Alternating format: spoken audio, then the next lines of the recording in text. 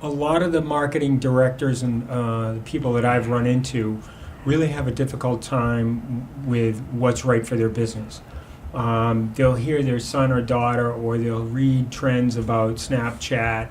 They'll start to read information about upcoming trends in Twitter, or maybe they should be doing this, or maybe they should be doing that. When in actuality, they need to sit back, and it always goes back to what's the base of your business, who's your audience, how are you going to capture them, and what's the best way to capture them. And doing something on Snapchat isn't necessarily the right way to go, unless, of course, it's towards your core audience. And one of the challenges that I have, and I talk with people, is if you're unable to understand it and manage it, don't open it.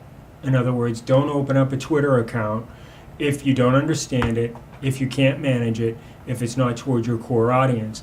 Because it's nothing worse than going to, or following somebody and realizing they haven't posted something maybe in Twitter world, maybe a half a day is a long time if you're not doing something continuously. It just falls on deaf ears a lot of times because they think that's going to be the next golden, the golden umbrella to protect them from everything or help grow their business. They're just so excited about this new technology, and they think that just because of some other businesses have been very successful at it and been able to garner leads from it, they think that we can just, it's a copycat syndrome out there.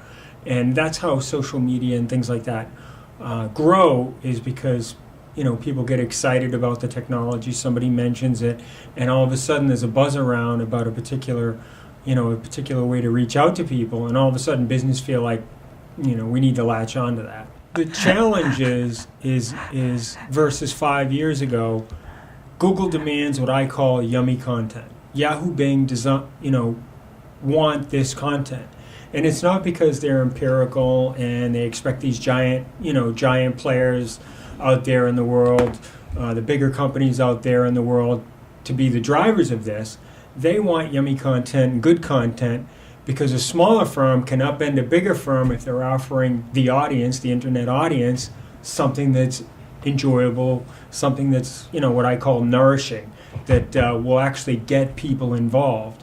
The more interesting content you have, the more eyeballs to your site. And that's where we come into play when my company comes into play, is first define the business, define what you're trying to do with that widget, have a discussion of what the budget is, have a discussion of return on investment per widget, if you will, and then drive content, drive people based on the good content that we're going to put out there for you, whether it's a new website, whether it's blogging in some cases, whether it's SEO.